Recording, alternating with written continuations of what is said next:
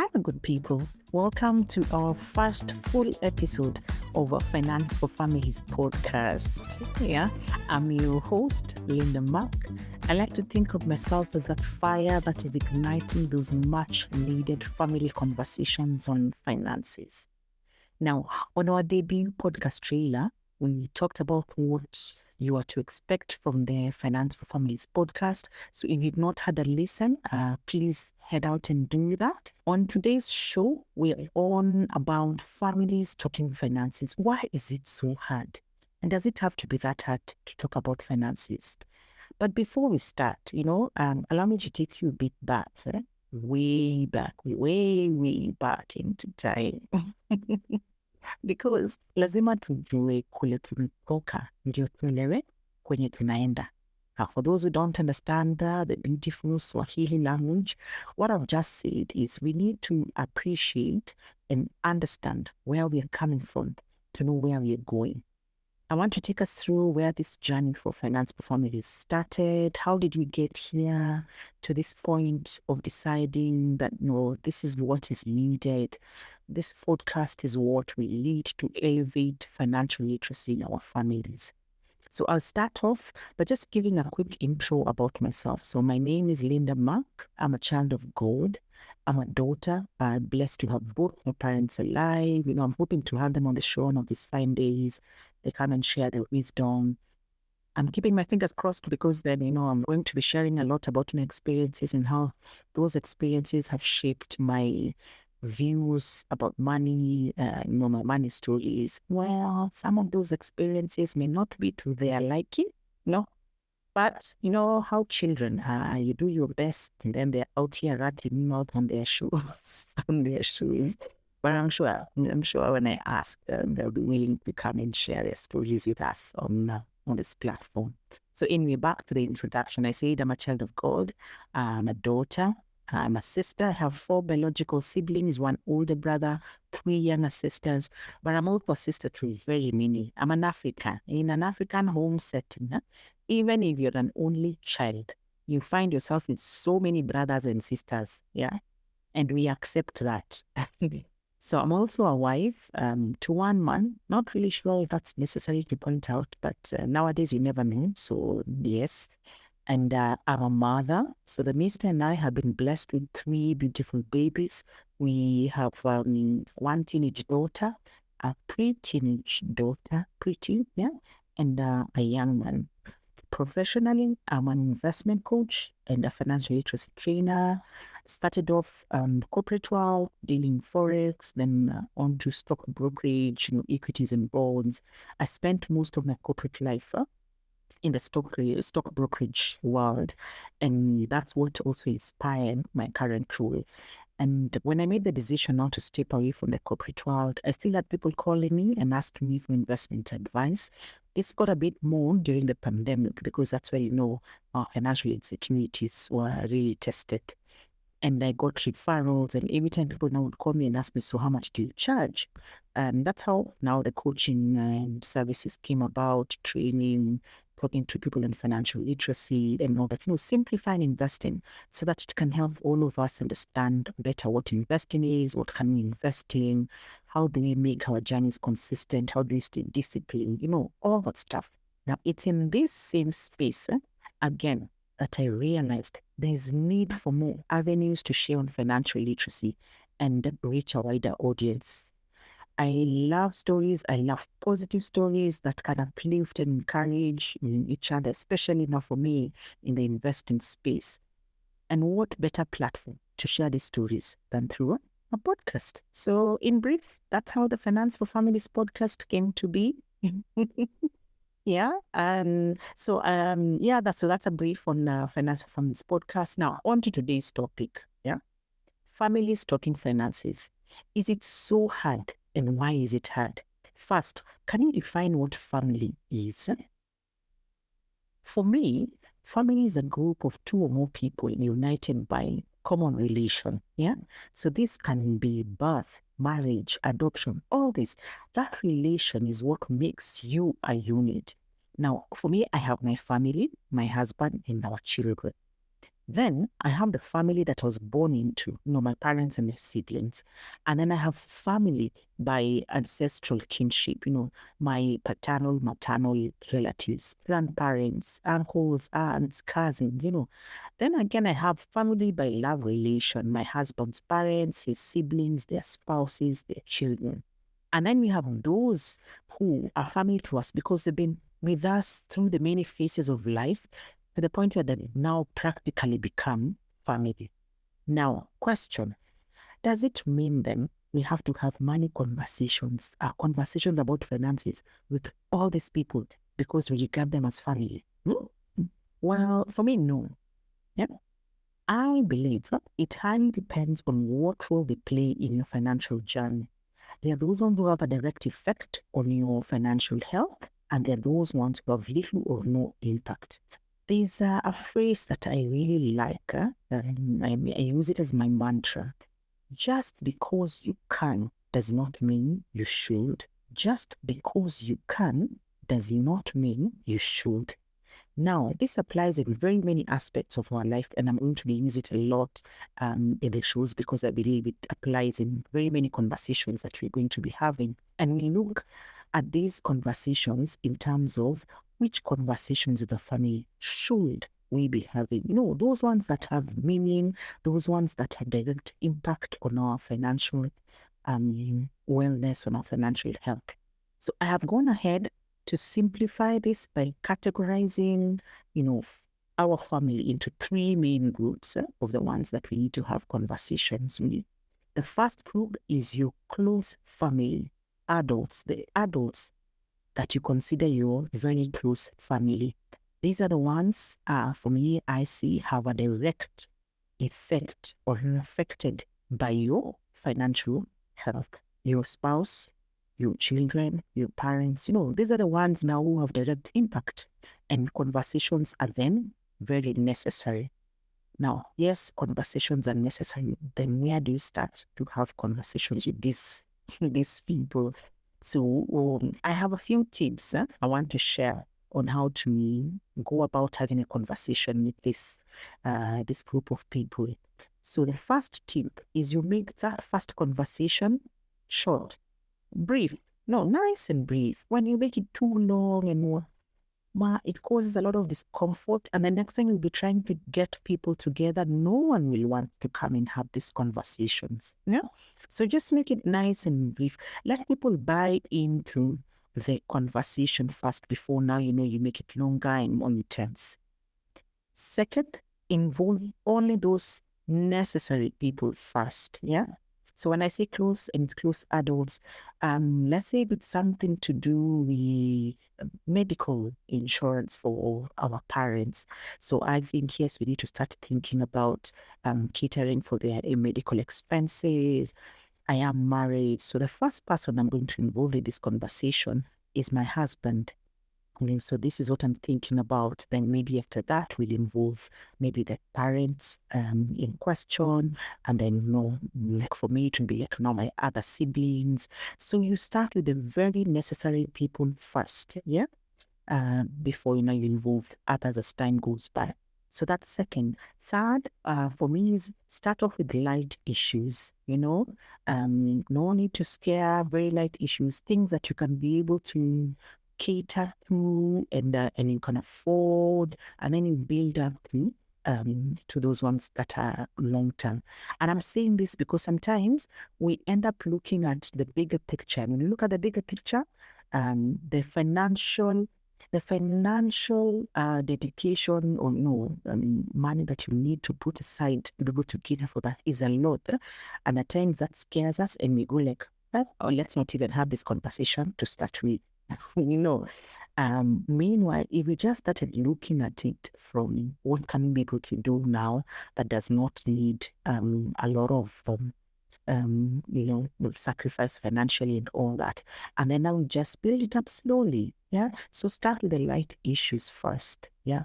If I use an example of medical for parents, it would be something as simple as thinking, can we get someone to help them now there in the village so they don't do a lot of heavy lifting and all these things? So we also reduce the number of times they have to go to hospital and we have to cater for medical expenses. So something light like that. Yeah, let's start with that. And then as we also thinking, this is where we are trying to look at, and now we start putting to our funds together to be able to cater for that eventuality when it actually comes. Yeah. Then now, fourth, I would say is make it interactive. And the way to do this, I read somewhere, is to make it more of questions and less or no statements. Yeah. So to get people to open up and talk, when you're already making a statement, that means you've already concluded. So are we really having a discussion? But when you ask questions, you get people to talk. And the more questions you ask, the more you get them to open up and you get to understand why they are the way they are, why they think the way they do, and all that stuff. So it makes it easier for you people down to understand one another and be able to chat the way forward together. Yeah. Fifth tip, and this is for couples, please make it a date night. Yeah. Something nice and interesting. And I say this because, well, sometimes we have so many clothes that we have there that we've worn maybe once or twice or 3 times at most. The mister has some shoes that accumulate in dust over there in the shoe closet. Give yourself a reason to wear them, go out. And honestly, I think it's best to do it out of the house for 2 main reasons. One, there's less interaction from the other people in your house, the children. You can imagine you're trying to have this just conversation, all this about our finances. Then I don't know who has pinched who. Everyone comes crying, reporting the other person. You're being asked all these things, And secondly, it also gives some level of seriousness. Yeah, you'll agree with me when you say, let's go out, let's go sit somewhere and discuss our finances. You also accord it a different level of seriousness, as compared to if you're going to do it sitting in your home and, in your comfort zone. So those 2 reasons for me, I think, are enough to get the couples, the partners out there. Less interruption, you accord it the seriousness that it deserves, and you get the most out of it.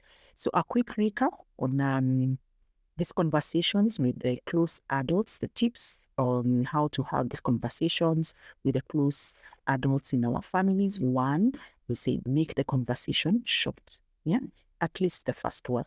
Secondly, involve only the necessary people first and then keep adding other people as the conversations progress. Third, start off with light issues, no need to be scared about the financial implications and all that stuff. Start light and then build it up from there as well. Fourth is make it interactive. Less or no statements, more of questions. We get people to talk and also will be part of that conversation. And then fifth, we said for couples is you make it a date night, reduce the number of interactions and then accord it the seriousness that it deserves. So those are the quick tips I would give when it comes to having conversations with the adults in your families, your spouse, your parents, if you have adult children. Those 5 tips. So the second group is having conversations with the children in our family, the young ones. And this is for parents. Conversations about money with your children need to start as early as you can. Yeah. And let me tell you, when I was in the corporate world, one key thing I noticed from some of my ultra high net worth clients who are building generational wealth was the importance of instilling financial literacy skills in the younger ones from a very young age. And I could see they were doing it not just in words, theory, learn about all this, but indeed actions, because you teach financial literacy in theory and in action. And when you start from a very young age, they learn more from your actions than the theory bit. Yeah. So my tips, again, for how you can be able to structure the conversations with children. 1, I've said, start as early as you can. It's never too early. Think about it. A child who can barely walk at some point of that stage, they actually realize that even though this thing looks like paper, it's not something I can place in my mouth. Yeah. This coin looks like, yeah, it's a sweet or it's a chocolate, but it's not something that I should be eating. They start attaching value to that paper because of the actions they've seen going on in the house. That, my dear listeners, is already financial literacy. Yeah. So start as early as you can. Second, build these conversations up in stages. Start with the simple ones, and then as the children grow older, then now the conversation also becomes more intense and slightly more complex. Yeah. So you don't scare them as well away from conversing about finances. Third is you use simple and relatable ways to talk about finances. You get to explain concept using practical examples. You want them to understand money is used for buying things. Take them to the store. Let them pick that sweet, that lollipop on that occasion that you're allowing them to have that. Give them the money to pay for it. Let them not start eating. Get them to walk to the cashier, hand over the item to the cashier, hand over the money. Once they've paid for it, now you tell them, now it belongs to you. You can open it up and wrap it and eat it. Simple things like those. Now I know you're going to be saying, you want me to carry the child there in the store so they can start rolling on the floor and asking me, screaming for me to buy things that I cannot afford? Because believe you me, I have been there. But let me just say, in all honesty, there's a lot that comes out of that experience. Yeah. Trauma and embarrassment, you can get over with time. Yeah. But that skill that you've instilled with them in that process of teaching them that, yeah, money is for this, that delayed gratification, don't just pick it and open it and start eating it. You have to go pay for it. All that will be with them forever. Yeah, that's not something someone can take away from them. And even for you, that whole experience, it creates memories that you'll keep with you forever as a parent. Let me give you a story. I told you I like stories. Yeah. So when I had my first child, when she was now at that point where, she could not really read, but she was interested in books. So we went out and we passed by the ATM and I removed money and she saw, the money coming out, and then we took the money, walked into the bookstore, we picked the books, paid for it. So they're your books, you carry them. So she took the books and she took the receipt. So as we are walking out, we were passing the ATM again, and she's like, the money, paper. So now she goes back there and she's trying to put the paper back. Now we finished. Let's put this thing back into this machine. It was so funny. It was really cute. So I took photos. I need to look for where those photos are. But you see now, that whole experience, you're able to create memories, and in the same instance, you're instilling financial literacy skills that they'll be able to use all through their life. Yeah. So please don't shy away from doing it. Doesn't have to be every day, but at least now and then do that for your children and for yourself as well. Yeah. Then fourth, keep the conversations flowing even as they grow. There's no point you'll say, okay, now you're old enough, end of conversation. And believe you me, the more you keep having the conversation, the easier it becomes, the more comfortable the children also get, to the point of where they are out there on their own.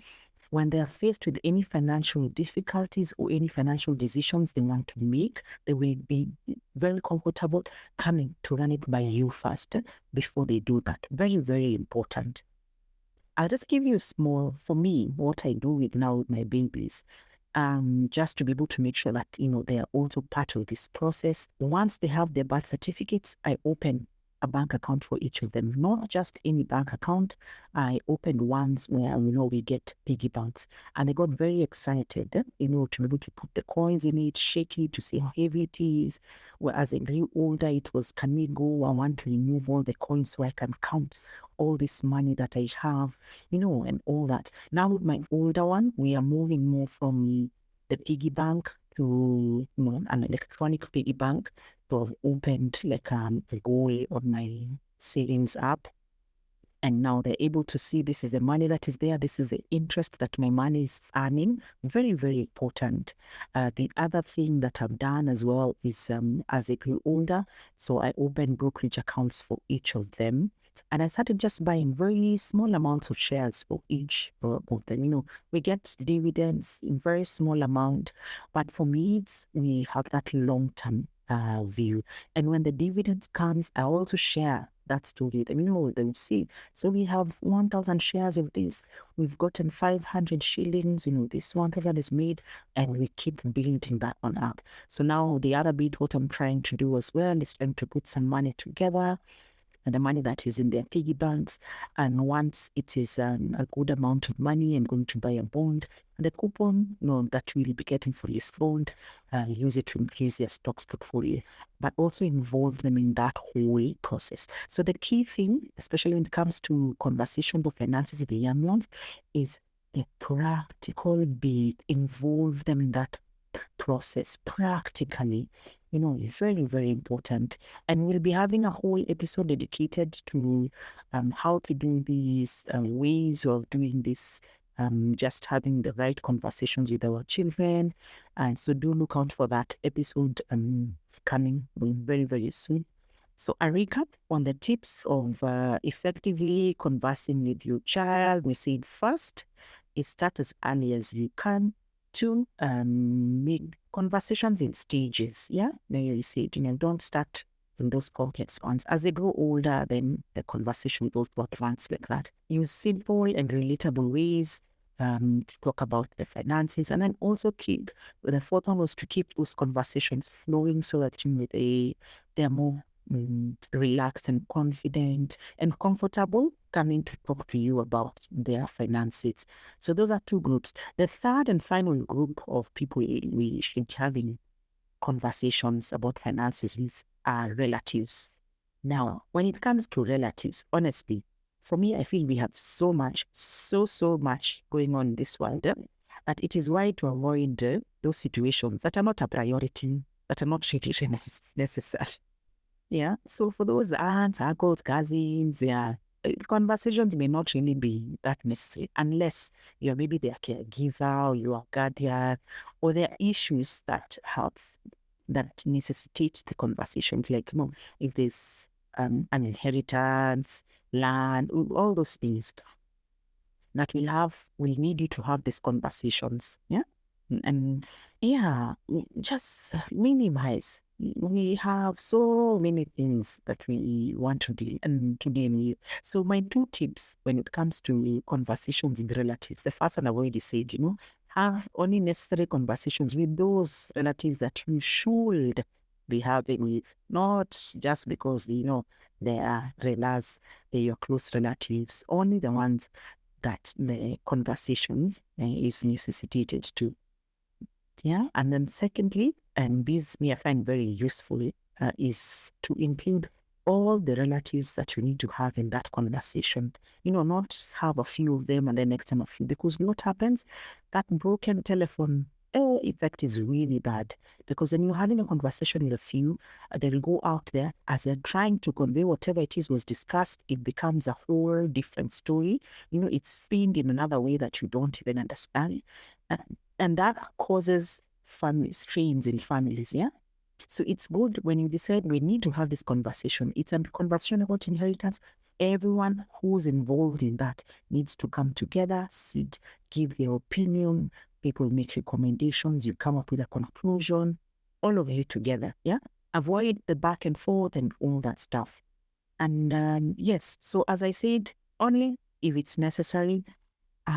Other than that, encourage autonomy, provide other forms of support to strengthen the family ties that are not necessarily crippling you financially.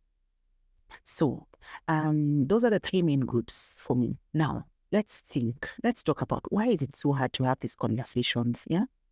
And when I thought about it, I came up with two reasons, yeah, why we find it so hard to have conversations about finances with our families. One, it's because we do not have these money conversations with ourselves first. We have to call ourselves to a meeting, jiite mkutano, Yeah. So that you better understand your own relationship with money. Now, when you get rid of the fear and the shame and you're able to confidently face your financial situation, what is your relationship? You understand your money story. Then you gain the confidence now to be able to go out and talk about it with your nearest and dearest, your family and all that. So you have to have that conversation with yourself first. The other reason why, for me, I feel we find it so hard to have conversations about money is the level of bonding that we have as families. Now, the closer the bond we have as a family, the easier it is to start these conversations, and keep them going. So what do we need to do first? We need to have activities, look for opportunities to be able to bond as a family, away from even just talking about finances, just bond, get us to understand one another, our aspirations, our goals, our dreams, our different personalities and all that stuff. Have fun together so that even when it comes to that point where now we're saying, let's talk about money, it is not we have strained relationships and all that stuff. It becomes easier when you're bonded as a family away from even conversations about money, so that now when the conversation about money starts, it flows. Yeah. So those two things. One, conversations about money with ourselves. Let's be real. Let's own our money stories. And then secondly, bond with our family way even before thinking about having conversations about money. Yeah. So those three. Yeah. And the next episode, we're going to talk about, our own conversations with money, me and my money. No, my money and I. All that. So do look out. I hope you'll join us for the next episode. We'll look at that in more details. Yeah. So in concluding today's episode, I'm hoping and I actually believe that you can see the value of having money conversations about our finances as a family, as a unit. I've shared tips to at least help us start the conversations. And again, remember, in as much as our family are all these people out here, we regard them as family. Conversations first are the ones to have, the ones who are most important, the ones you should be having, that affect or are affected directly with your financial situation. Yeah. So for me, that's it, I think, on today's topic. Again, I'd say it bonus, and the bonus is, for me, I'm very keen to have your listeners have an active role in this podcast. So if you have a question, you have a comment, please share it with us on our social media pages. For now, we have we're on Instagram and on Facebook. So just search for Finance for Families podcast. That is finance and then the number 4 and families.podcast. We will sample your comments. We'll answer your questions on the show. So please do. I really like when we have active participation with the people I'm talking to. Well, that's it for today, family. Again, thank you for joining us. Remember, Finance for Families podcast is here to ignite those honest conversations, about finances in our families. Let's get our families talking. Let's empower one another in these families of ours so we can create a better financial future. We can grow and those sustainable generational wealth. Yeah. So thank you so much for joining me today. Again, my name is Linda Mark. Hope to see you in the next episode. Asanteni sana. Kwaherini.